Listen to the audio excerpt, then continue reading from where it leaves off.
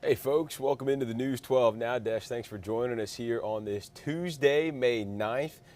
Quick happy birthday shout out to my mom who turned 42 today.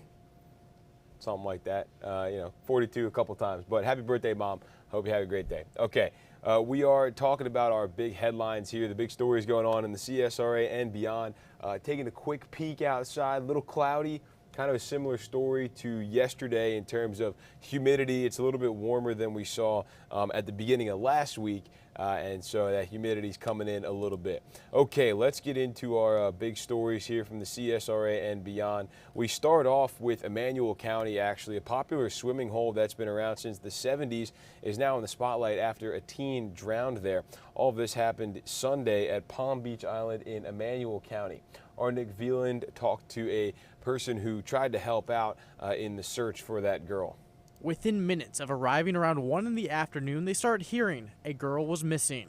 So my brother-in-law decided, he bought some goggles and started looking in the water. If you've never been, Palm Beach Island is a man-made beach. It's $5 to get in, but it's swim at your own risk. There are no lifeguards. Nothing felt right about that place at all. It just felt so off. When word spread about a 15-year-old missing, he says even with more than 100 people there, the urgency wasn't there, though. Well, nobody was really making a big deal out of it.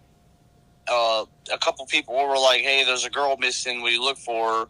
That's when his brother-in-law found her, submerged near the diving board.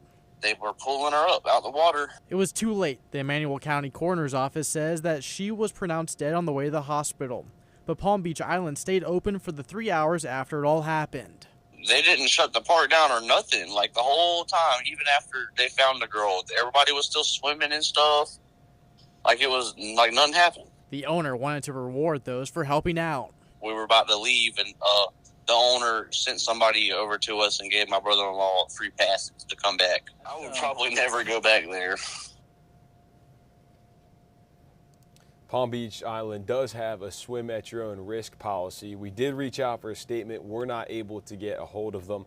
The sheriff's office tells us this is an active investigation. One person was found dead in an abandoned building on Williamsburg Street in Aiken. South Carolina Highway Patrol contacted the Department of Public Safety around 1:15 yesterday. The coroner's office says a friend of the victim was looking for them. Later found them, ran out to the interstate and flagged down Highway Patrol. We're working to learn more about the victim in this case. The GBI confirms they've started looking into allegations involving Burke County Sheriff Alfonso Williams. At this time, we don't know if it's a criminal investigation or exactly what it's in reference to. We've previously covered multiple I-team investigations regarding Sheriff Williams. In the latest, Williams sat down to discuss a separate GBI investigation looking into training records, $53,000 in assets that was removed from their accounts and redeposited 6 years later, as well as other allegations. We reached out to the county and they say they've turned over evidence to the GBI and to the district attorney. If you want to check out these investigations, Will Rio and I did sit down and talk about this yesterday, so you can check that out on our YouTube channel, up on our streaming app, on our website. We have that conversation up there, as well as Will's latest investigations. A Burke County Sheriff's deputy is injured after an accident involving a dump truck. It happened in the westbound lane on I-20 in Columbia County. The Sheriff's Office tells us the deputy is in serious condition but stable. No word yet on what caused that accident or if any charges will be filed. Augusta Technical College is building partnerships across our community. Just recently, the college created new programs for cybersecurity, the game of golf, even healthcare. Now, with new funding, its sights are set on manufacturing and engineering in Columbia County. Our Alyssa Lyons says this adds another branch for students both in and outside of the area. Hey, that's exactly right. I never thought I would be back in a classroom, but here I am. This is what it looks like right now inside Augusta Tech's engineering department. And, it doesn't really look up to 2023 standards, but with those new funds, they'll be able to get back up to speed. Change happens. At Augusta Tech, it's beginning to change faster than the seasons. What we haven't been able to do is invest in what I call bleeding edge technology, some of the future technology, because we simply didn't have space. Now they will. A multi-million-dollar 81,000 square foot facility is in the works for a new manufacturing and engineering facility. Our engineering and manufacturing school is about third in terms of enrollment. Most folks come to us for healthcare. Cyber is right behind that, and then our manufacturing programs are right behind that. And so we feel like having a new building, we're going to get a lot more student interest once they see the technologies and the opportunities ahead. First, it was new buildings. The Augusta National Golf Club donated $1 million for a new automotive service training center. We're finishing up the architectural renderings, and then from there we'll start the actual construction.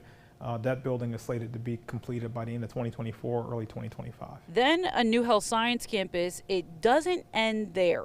In April, the Augusta National Golf Club said it would partner with Tech for their management and workforce programs at the Patch. We talked about the Patch a little earlier today at Rotary. We will not take ownership of the Patch until January 1, 2025. So between now and that time period, we'll be talking to the community, getting stakeholder input, and then starting on architectural drawings of what the new Patch will look like, what the new clubhouse, renovated clubhouse will look like. And so we will have time to ensure a lot of stakeholder buy-in is a part of that process. Now, there's still a ways to go before we see a standing building. First, they have to secure those construction and equipment funds to make sure that all of this is up to speed as well, because it is a little bit dated. And they're still working with Columbia County to secure 60 acres to eventually expand their campus. Alyssa Lyons there at Augusta Tech for us with the latest. Each day, families search for something to eat at area food banks, farmers markets, or the Salvation Army. Parents even relying on school lunches to help feed their kids. News 12's Will Rio shows us how the YMCA is doing its part to help fight food insecurity and put staples in your pantry. Each one of these bags, packed up and sealed by volunteers at the YMCA, are helping to satisfy summertime hunger in the CSRA. 3,000 to 4,000 of these bags every day will help hungry kids while they're out of school. We just feel very led to make sure that every child that's in a YMCA program, if they're out of school, is getting a healthy meal. Katie McCulley, Chief Operating Officer with the Family Y of Greater Augusta, knows the day-to-day struggle for parents. We see that everywhere. I mean, as a parent of 4 kids, the grocery bills have tripled, in the last few years. It's amazing to think that, the folks that we served before are in a greater need now. The Family Y works with Golden Harvest, who are both seeing that greater need. Right now, Golden Harvest says 1 in 8 people in their 25-county service area are food insecure, including 1 in 5 children. They're getting probably their breakfast, their lunch, and maybe even a snack during the day. And then when you remove them from that environment during the summer when the kids are out of school, they actually may not have access to any food or any healthy options. Through their 20 or so locations, kids under 18 can come by, fill out a form to get a meal. Just to see that impact on people in our backyard, there are kids, literally, this summer that aren't eating. And for Golden Harvest, for the Y to be able to step in and do our part, that's what we're here for. In Augusta, Will Rio on your side.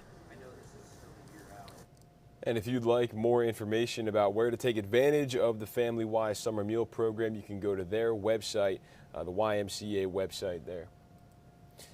The South Carolina Law Enforcement Division says a former McCormick County Sheriff's deputy has been arrested on suspicion of domestic violence. SLED agents say 33-year-old James Florida III of Edgefield, who was a deputy at the time, was charged Friday with second-degree domestic violence. The arrest warrant, July 22nd of last year, Florida caused physical harm to someone, including bruises to the victim's face and body. The Edgefield County Sheriff's Office requested SLED's assistance with this. Florida was booked into the Edgefield County Sheriff's Detention Center. A health center with a lot of functions is on the table for North Augusta. DHEC and others presented the idea to city leaders last night. The new facility would house mental health services, a DHEC clinic, and more, maybe even opening up opportunities for a senior center. They say the closest services are in Aiken, and with North Augusta growing, it is an access issue. The feedback was all positive, and now comes the point where we have to hammer the details out, so we should expect to hear more later. A special honor for one of Georgia's most notable names. Yesterday, Perry Smith received the Outstanding Citizen of Georgia Award from Secretary of State Brad Raffensperger. Our own Richard Rogers was there at the ceremony at the Kiwanis Club of Augusta. Perry Smith is a retired Air Force Major General who served as our military analyst here at News 12. He also shared his experience with networks including CNN and NBC. Mayor Garnett Johnson declared today Perry Smith Day in Augusta because it also happens to be Smith's 64th wedding anniversary with his wife Connor. So congratulations to him and congratulations to them too, 64 years.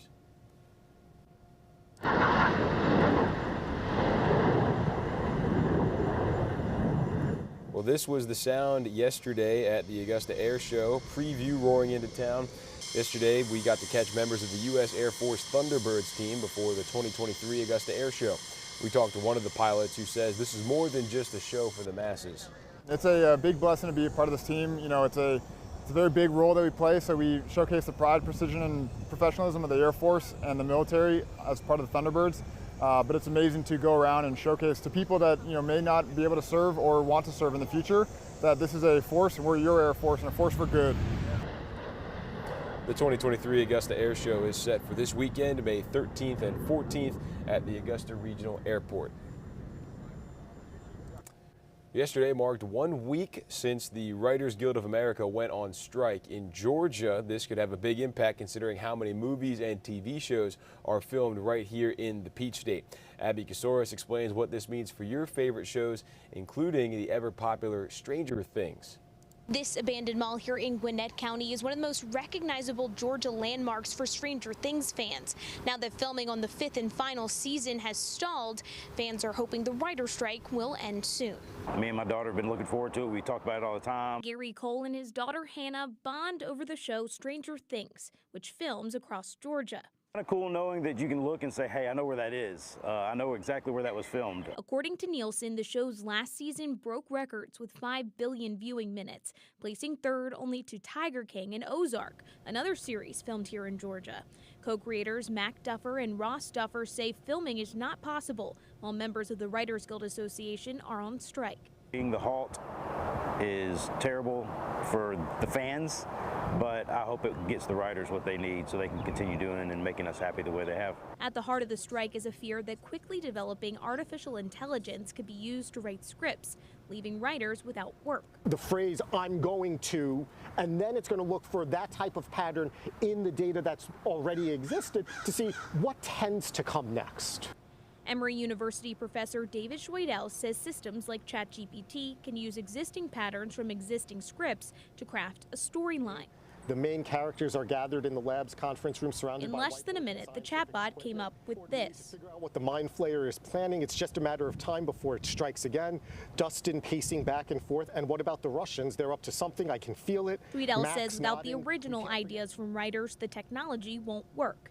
Instead of AI replacing writers, he thinks it could be incorporated into the writing process. This is the first strike in the last 15 years, with more than 11,000 writers on strike. Less than 40 of those are here in Georgia. In Gwinnett County, I'm Abby Kasoris. All right, thanks for that, Abby. Yesterday, people in Brunswick remembered the life of a young man taken too soon. Ahmaud Arbery would have turned 29 years old on Monday. He was gunned down while on a jog more than 3 years ago now. The 3 men convicted of his murder will be behind bars for the rest of their lives. Over the weekend, the community and family members gathered to remember and celebrate Ahmaud. His father says it's important to celebrate the person he was. It's like going to be celebrated really every day because he was that kind of kid. Because just the kind of life he wanted. Because he always wanted to bring people together. Yep, he was a love. So you can't, Ahmaud is a child you cannot forget. Former Brunswick District Attorney Jackie Johnson was charged with meddling in the police investigation. As for the men found guilty, Gregory McMichael, his son Travis McMichael, and William Roddy Bryan, they filed for appeals for their federal convictions back in March. A $2 million effort in Georgia going towards providing health care for thousands of families in rural areas. Savannah Louie explains how the program works. These counties have no pediatricians, or at best, too few pediatricians.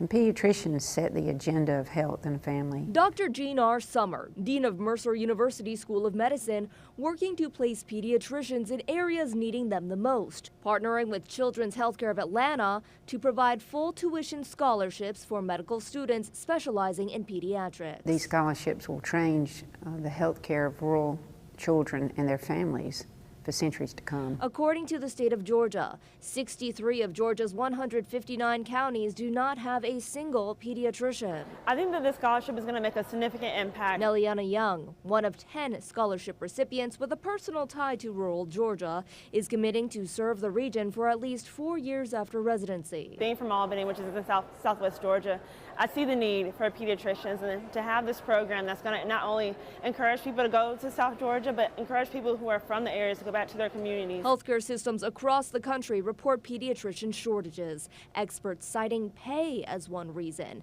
Pediatricians, one of the lowest paid professions in healthcare. The full ride scholarship alleviates some financial burden.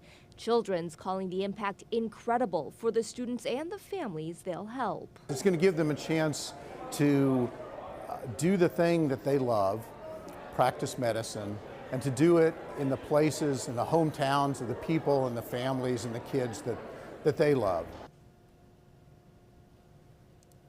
The first 2 scholarship recipients graduated over the weekend and enter residency this summer before returning to Georgia. Okay, let's go across the river now to South Carolina. The number of abortions performed in the Palmetto State from last summer to now has skyrocketed nearly 400%, with out-of-state patients driving up that increase. Republicans in the legislature have not been able to come to an agreement on how much to restrict access. State House reporter Mary Green explains why some lawmakers say putting abortion on the ballot is the best move.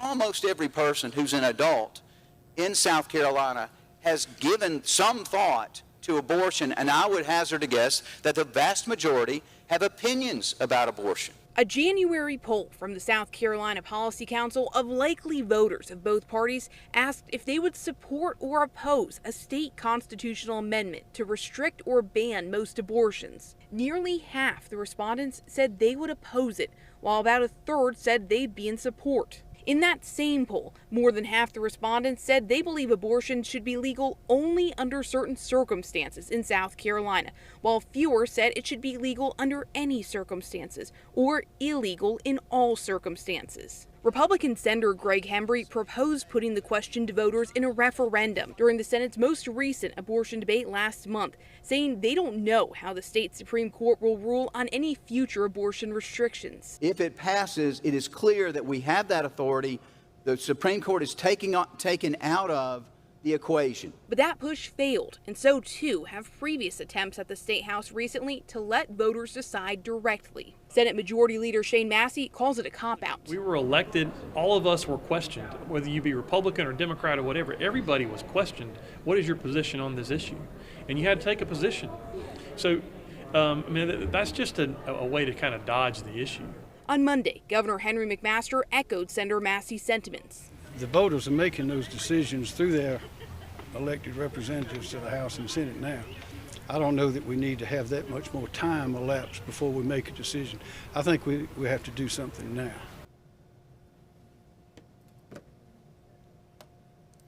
An answer to the State House, or answer at the State House, could be coming soon. This morning, House members will hold a hearing on a 6-week abortion ban that's already passed the Senate. It's the first time House Republicans have been willing to take up this bill. South Carolina Governor Henry McMaster calling on lawmakers to decide on harsher penalties for possessing illegal guns so that he can sign it into law. These punishments had been a constitutional carry bill, but it was going nowhere. So they're now in a fentanyl trafficking bill. McMaster says he does not care what bill gets them to his desk. We just got to close that revolving door. There's people hurting and killing people and being charged and then out on bond, and being charged again and then out on bond and being charged again. Under these proposed penalties, those who commit a violent crime, certain weapons offenses, or certain crimes against children while out on bond for another violent offense would automatically have that initial bond revoked. South Carolina is home to a nearly $30 billion tourism industry, and state leaders expect 2023 could be another record year for travel in the Palmetto State. Governor Henry McMaster declared this week to be Travel and Tourism Week in South Carolina in a celebration at the governor's mansion yesterday. The State Department of Parks, Recreation, and Tourism says the industry supports 1 in 10 jobs in South Carolina, and nearly $2 billion came into local economies last year through state and local taxes. DPRT Director Dwayne Parrish says what sets South Carolina apart is the variety and accessibility. We're a small triangle, but we've got beaches to the mountains, all in the mountains to the coast, all in one state. In the summertime, you can literally play golf in the mountains at 3,500 feet in elevation in the morning, and that afternoon play on at the ocean course at Kiowa in the same day. Parrish says the coast continues to be South Carolina's most popular spot with tourists, but he says places like Columbia and Greenville and even some lesser known parts of the state are welcoming more visitors now too. A misinformation campaign and false narrative. That's how attorneys for the family of Gloria Satterfield are reacting to the latest filing by Alec Murdaugh and his defense team. Satterfield, the longtime Murdaugh family housekeeper, died after an accident at the family estate in 2018. In court documents last week, Murdaugh suggested that the insurance company suing him for $3.8 million should look into the Satterfield family for the money. Murdaugh now claims that he invented the story about the Murdaugh dogs having something to do with Satterfield's death. Nick Neville has more on that story. In a newly released investigative report made after Satterfield's death, Maggie Murdaugh says the 4 dogs were walking near Satterfield when she found her. And Paul Murdaugh remembers his father returning home, asking what happened, and Gloria saying, quote, something about dogs. Satterfield attorneys Eric Bland and Ronnie Richter have recovered more than $7.5 million for their clients from other parties involved with Murdaugh's scheme to divert the Nautilus money to himself. But they say none of that money came directly from the insurance company. Bland called this assertion that the Satterfields pay up for money Murdaugh himself stole, along with his shifting story about the dogs, just more spin by the now convicted killer.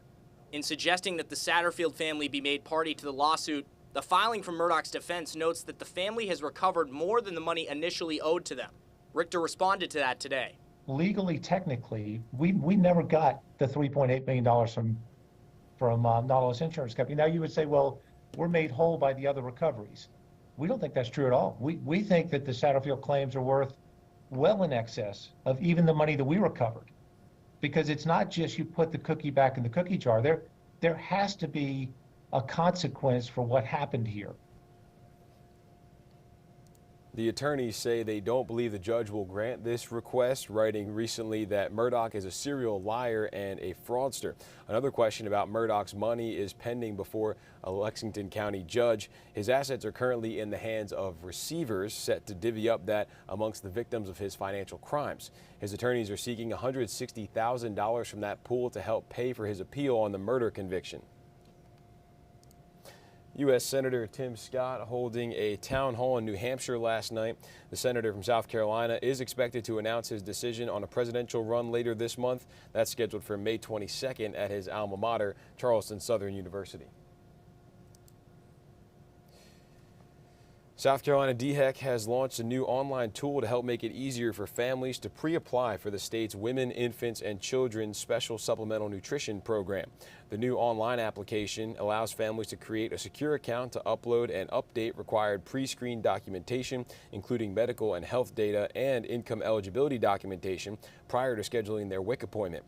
The portal helps streamline application, enrollment, and recertification processes for families and WIC staff. It also helps processes run smoothly by keeping important information accessible. Deadly overdoses from fentanyl have surged in recent years, and it's not just for adults. Deaths among children have increased 30-fold. The vast majority of pediatric deaths from fentanyl are among teens 15 to 19 years old. Doctors say, like adults, those poisonings are happening with recreational drug use. But for younger kids, it's more likely due to the drugs being left within reach. Title 42 ends Thursday. That policy allowed officials to turn more migrants away at the border on the grounds of a public health emergency during the pandemic. As Nicole D'Antonio reports from the White House, once that policy gets lifted, as many as 10,000 migrants could try to cross into the U.S. every day. 1,500 soldiers and Marines will arrive on the southern border this week to help with the expected increase of migrants as Title 42 nears its end. But Texas Governor Greg Abbott says that's not enough. he's ordering a deployment of his own. Up to 10,000 National Guard members and 1,200 Texas Department of Public Safety troopers. As many as 10,000 migrants a day are expected to arrive at the border as Title 42 expires at midnight Thursday, putting a strain on border cities. Thousands of people, it's going to be very devastating. So that is our concern right now. The Biden administration has been fighting to end Title 42 for some time and says it is prepared for the increased number of migrants. Those preparations include taking steps to deter migrants from coming to the border in the first place. They've increased the number of appointments available on the Border Patrol's app, allowing migrants to schedule a time to arrive at ports of entry. And they are opening processing centers in Latin America so migrants can seek asylum without having to travel to the border. It's going to take our plan a while to really take hold, for people to understand that they can access lawful, safe, orderly pathways before they reach the border. The U.S. is also increasing the number of flights to deport migrants caught entering the country illegally. Nicole D'Antonio, CBS News, the White House. Authorities in Texas are revealing more about the gunman who opened fire at an outlet mall over the weekend. The 33-year-old gunman killed 8 people, including 3 children, and injured 7 others before being killed by police. Law enforcement says the gunman's internet history shows he embraced white supremacy and right-wing extremism, but the motive is still unknown. Alexis Wainwright reports from Allen, Texas. This video shows the moment the gunman pulled up to the Allen Premium Outlets before firing at shoppers with an AR-style rifle. I've got victims. We need an ambulance. At least 8 people were killed, including 20-year-old mall security guard Christian LaCour, as well as 2 young sisters, Daniela and Sofia Mendoza. This Army veteran tried to help one of the victims. I did a quick compression on his chest and he spit blood up, and then he looked at me and his eyes just went straight fixed. Raquel Lee captured this video of shoppers huddled in a bathroom closet as the attack unfolded. People were trying to call 911. We couldn't dial out. I just remember thinking, oh God, he's coming in here next. Police identified the gunman as 33-year-old Mauricio Garcia. He was shot and killed by an officer who happened to be at the mall. CBS News has learned he enlisted in the Army in 2008 but did not finish basic training and was terminated after 3 months due to physical or mental conditions. Garcia appears to also have had violent and racist views. On Monday, activists gathered at the Texas state capitol urging lawmakers to advance legislation to raise the age for purchasing assault weapons from 18 to 21. We've had enough of pictures and images of mothers covering their children, trying to use their bodies as shields from these dangerous weapons. In a surprise move, a Texas House committee passed the bill, but it still faces an uphill climb to becoming state law. Alexis Wainwright, CBS News, Allen, Texas. There have been more than 200 mass shootings in the U.S. so far this year. The victims in that mall attack range in age from 5 to 61 years old. The memorial for the victims keeps growing as people come by to mourn and pray. 2 more vigils for the victims are scheduled for tomorrow. Just 6 days after the deadly shooting in Midtown Atlanta, Northside Medical is still picking up the pieces now. All 5 victims are women. 38-year-old Amy Pierre was killed. 3 are still recovering. Only 1 of the 4 women injured has been released from Grady Hospital. 2 of the women injured in the shooting have been identified as Northside employees. The hospital has reopened partially. The area where the victims worked will stay closed for now. A reparations task force in California could pave the way for other states and cities across the country, considering possible payments to people whose ancestors were enslaved. As Danya Backus reports from Los Angeles, recommendations from the task force took a major step forward over the weekend. California's Reparations Task Force approved recommendations on how the state can potentially compensate eligible Black residents and apologize for generations of discriminatory policies. It is about more than a check. The final vote in Oakland over the weekend follows 2 years of study, 15 public hearings, and some disagreement. How are we confused on who should receive this repair? Last year, the panel defined eligibility as descendants of enslaved or free Black people living in the U.S. prior to the end of the 19th century. The committee did not calculate specific potential payment amounts. Experts say decades of discriminatory policies have contributed to the racial wealth gap in America. Not just years of slavery and segregation, but also years of not being able to get home loans, not being able to build basic equity for their families, not having access to pension funds.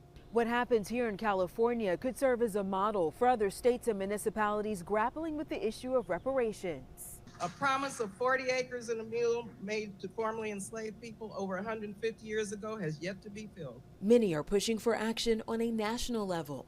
California panel members say it'll soon be up to state legislators to put the money where their mouths are. When the press conference is happening, they stand there in solidarity with you and say, hey, I support this, but now are you willing to vote for it? And this is going to be the real test. That test comes July 1st when the task force delivers its final report. Danya Backus, CBS News, Los Angeles. So we will keep an eye on that, about 2 months away from that. A new survey sounds the alarm about children and anxiety. Bradley Blackburn looks at how the pandemic may have fueled it and shows us what parents can do to help. Like many kids across the country, 12-year-old Maeve Bradley had to stay home during the pandemic. But when she returned to the classroom, she says her mind filled with worries.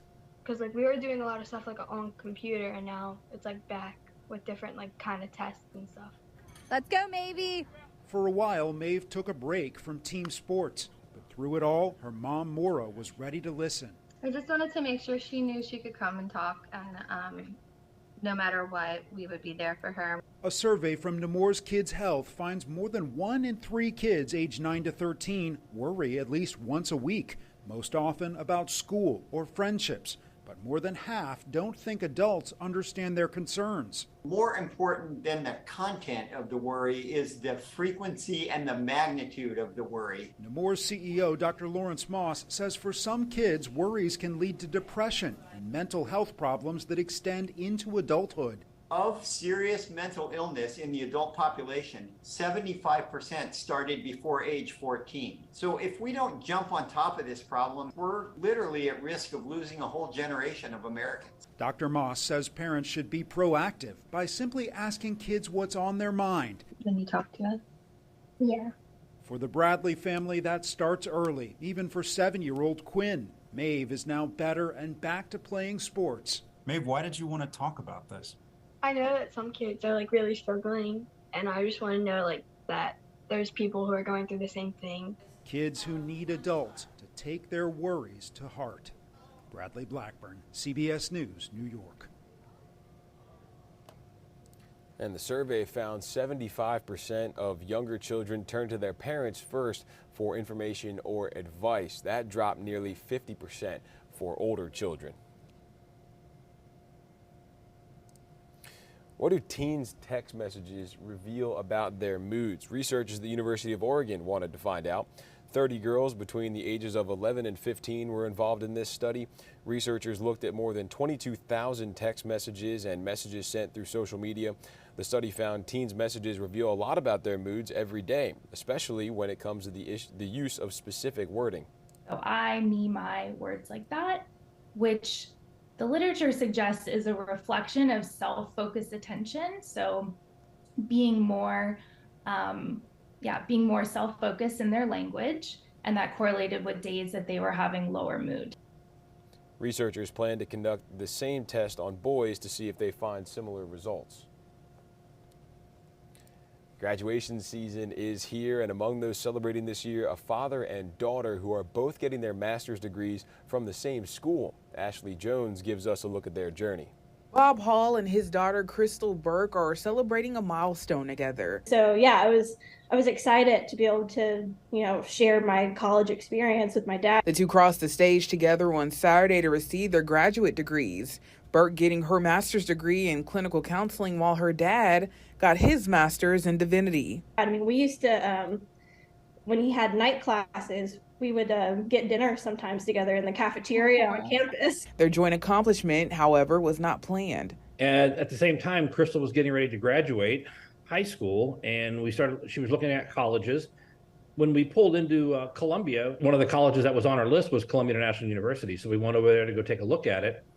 And I'd already been registered to go to Liberty University to do my master's program.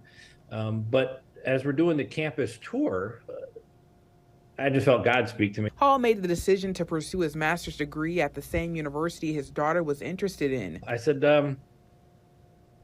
what would you think if I went here too? And she just looked across from me and smiled big and wide and said, Dad, that would be so cool. Hall saw his daughter obtain a bachelor's degree in psychology in 2018, a program she finished in 3.5 years instead of the traditional 4. Yeah, it took me 8 years to do a 4-year program. Burke then took a year off, got married, and then returned to pursue a master's degree in clinical counseling at the same university. We're like, oh my God, we're gonna graduate together. We're like, how cool is that gonna be? Like, we started this journey together And we're gonna finish it together. Great for them to be able to do that together, and it kind of helps out to have that little accountability buddy throughout the whole thing, because those master's degrees are not easy to get. So congratulations to them. A coyote sees a family's doggy door and decides to make itself at home. As Lauren Posen reports from California, the family's cat let them know about the early morning intruder. An unexpected visitor. Watch as this coyote prowls around this Woodland Hills home. Mia Shushan declined to speak on camera, but told us the coyote got in through the doggy door around 4 in the morning Friday. A few seconds pass. All of a sudden, the coyote comes face to face with the house cat. The cat hides under the table. The coyote jumps back. Shushan says her brother heard that cat meowing and screaming. As he ran into the room, the coyote darted out, leaving the way he came in, through the doggy door. No one was hurt, but it's another reminder that coyote sightings are becoming more common. Not too far away from Shushan's home, last December, a 2-year-old Woodland Hills girl was attacked and dragged by a coyote in broad daylight. She's doing good. She's doing good, thank God. We had a rough few months. Nearby their home is Shoup Park, where there's now even more signage warning of coyotes. And while California Department of Fish and Wildlife tracked down the coyote that attacked her daughter and killed it, wildlife experts say that's not going to fix the issue. You can never eradicate coyotes. But if you stabilize them, if you live with them, if you allow them to have stable packs or families, they're going to keep all the other coyotes out. Rebecca Dimitrick with Humane Wildlife Control says that could be leaving pet food out or even birdseed. She says when it comes to wildlife, you have to be diligent. Whether it's a coyote, opossum, raccoon, you don't want them coming in, so you gotta lock the cat door at night. As for this family, while they say they haven't seen any coyotes, that doesn't mean they've let their guard down. But we're always on the lookout now. It was life-changing for us. So if you happen to encounter a coyote, I don't know how many we're going to have around here, but wildlife experts say yelling and throwing rocks or other items at it can help scare it off. They're not huge creatures, so you should be able to scare them off. Not too difficult. Okay, doctors across the country are sounding the alarm. Emergency medical kits on commercial flights sometimes fall short and could be outdated. Our national investigative team found out the rules mandating what should be in those kits haven't been updated in nearly 2 decades. Consumer investigator Rachel DePompa finds out what you need to know about first aid flight plans. I'm going to go ahead and declare a medical emergency as well. It's actually the captain that's not doing well. A Southwest flight from Las Vegas to Columbus, Ohio. So we need to get him on the ground immediately. So we are an emergency aircraft at this point. The captain falls ill with stomach pain and faints. An off-duty pilot saves the day and lands the plane back in Vegas. From pilots to flight attendants and passengers, medical emergencies are on the rise as travel increases and the population ages. The Centers for Disease Control estimates about 1 in every 600 flights has a medical emergency. Doctors are warning when the call for help comes down the aisle, they don't always have what they need to help you. 100% of the times that I've asked for those kits, they were either absent or incomplete. Dr. Leo Nisola is talking about emergency medical kits on flights. All airlines are required by the Federal Aviation Administration to carry these bags filled with 25 mandatory items to save your life. The kits include a stethoscope, aspirin, a blood pressure cuff, and epinephrine to treat allergic reactions, but not an EpiPen, in pre-measured doses, which makes the drug easier to inject. Neither the FAA nor Congress has updated what's required inside these kits for nearly 2 decades. I think those kits are usually outdated, the ones that I've come across, and could definitely use some improvement. First time I saw this kit, I was astonished that they did not have something as basic as a glucometer, which is a blood sugar monitor. Dr. Amy Faith Ho works in a Texas ER and has helped with medical emergencies on multiple flights.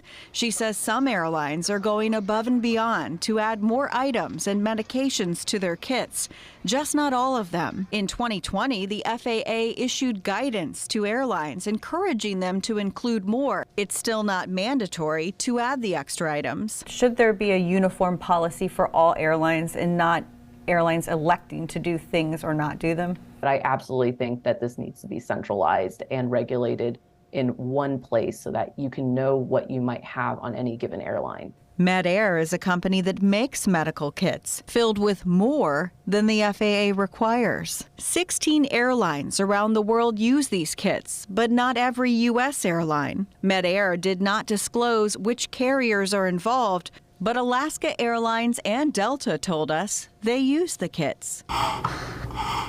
Dr. Paulo Alves is the company's global medical director. He led a 2019 task force created by the FAA to review what new items need to be in these kits. It made several recommendations. The FAA is actually the governmental agency responsible for enforcing the medical kits and controlling the medical kits. But they don't define the content of the medical kit. In a statement, the FAA told us it's reviewing the emergency medical kit requirements based on the input from this task force. Though changing the official list of requirements for these kits means Congress has to act. Until then, some of the emergency medical kits on flights continue to be outdated and inconsistent. Our national team reached out to 8 major U.S. airlines. All of them except Spirit responded, and all that responded said their medical kits comply with FAA requirements. You can read those full statements on investigatetv.com. Well, let's keep it here with Rachel DePompa. Mother's Day is Sunday, and there are a lot of different ways to show gratitude for the moms in your life. Rachel DePompa has a few creative ideas. It's time to recognize the women who take care of us. Mother's Day is around the corner, and it's no surprise flowers will likely be the top gift. Start now. Look online and call around to your local florist to find the best price. Also, on your next grocery store run, remember to grab a card. Now is the time to also book your restaurant if you are taking her out to eat. Some other ideas? How about the kids doing a spa day for mommy, or buy her a gift certificate to a nice spa in town? I also caught up with Sarah Bigham, a lifestyle contributor with the website and app Eventbrite. She says Eventbrite research shows tickets to a live event or an experience are another popular idea. The idea is that mom can get out of the house for a live event. Think a jazz concert or an experience where she can go out and get out with her family, her friends, her significant other, like a pizza tour or a cooking class. These are the type of experiences, not just concerts, but those are great too, that mom can do on her special day. Sarah also says homemade gifts are trending well right now. You could search for different painting classes or floral arranging classes in your city or town. Maybe you could also do that class with your mom. The number of Mother's Day events listed at Eventbrite has more than doubled since 2019, so there are a lot of ideas out there if you just go searching. With this, watching your wallet, I'm Rachel DePompa. Okay, how much water should you be drinking each day? Well, if you're like most people, you're probably not getting enough. Experts say as people get older, they stop drinking enough water to stay healthy, especially during the summer months. Our consumer tech reporter Jamie Tucker has found an app that helps you stay hydrated. Everyone feels like we should probably drink more water. The trouble is, we need to be reminded to drink water. You can keep track in several different ways on your smartphone, but this app called Water Llama makes it a lot easier. Water Llama simply tracks how much water you're getting and sends reminders to make sure you're drinking enough. You'll enter your age, gender, height, and weight so that Water Llama can calculate how many ounces you need. When you drink any beverage, you log it into the app. Water Llama uses animated characters that fill up with different colors as you log your intake, making it easier to see your progress. If you start the day with a tall glass of water, log it in the app. Track your other beverages too, and the app shows how much hydration they provide. For example, water has a hydration level of 100%, while milk provides roughly 30% more. Water Llama sends notifications through the phone and on an Apple Watch throughout the day so you don't forget, and you can log your intake on the watch. It syncs with the Apple Health app automatically, and at the end of the day, you'll get a visual of how much you drank or how much you need to drink. Now, the free version of Water Llama has some very basic features, but the premium version is just $7 a year, which is about the cost of a couple of bottles of water. Sorry, Android fans, Water Llama is iPhone only. I'm Jamie Tucker, and Water Llama is the app of the day. Hey, I kind of like the you can drink other things besides water and it'll still log it and give you the percentage and everything. That's pretty cool. I think there's water in soda, so get a little bit in there. Okay, let's move on to sports now. The Augusta Jags men's golf team is headed to Auburn for the NCAA tournament, and the Bulldogs transfer has a new home. Dan Booth has your sports. Good morning, everyone. There have been a lot of firsts for the Augusta University men's golf team this year between their young roster, their new head coach, and winning the Southland Conference tournament for the first time. Freshman and South Africa native Stefan Jacobs earned Conference Freshman of the Year honors in his first semester here in Augusta, while head coach Stephen Payne won the Conference Coach of the Year in his first season leading the Jags. Augusta University might not be as big as most of the other schools in their bracket, but winning their conference title and advancing to the NCAA tournament can go a long way for their young and talented group of underclassmen. Being in a program with a rich history, we knew that was important. So we set our eyes on that with a young group of guys. We have 4 guys in the starting lineup that are sophomore or less, 3 freshmen and a sophomore. So to be able to go out of Texas and win the Southland, get the job done with such a young group of guys was an awesome feeling. And then preparing now for regionals is great. The Jags are traveling to Auburn on Saturday. Augusta is the 12th seed out of the 13 teams competing in the Auburn Regional next week. Only 5 teams will be advancing. After one season with the Georgia Bulldogs, Grovetown native Marcus Washington Jr. is transferring to the University of Louisville. As a freshman, the defensive back appeared in 1 game for the Dogs this year. The Washington family has a strong tie to the Georgia Bulldogs and the University of Georgia because not only did Jr. wear the red and black, Marcus Washington Sr. played between the hedges as well. That's it for sports. Have a great day, everybody.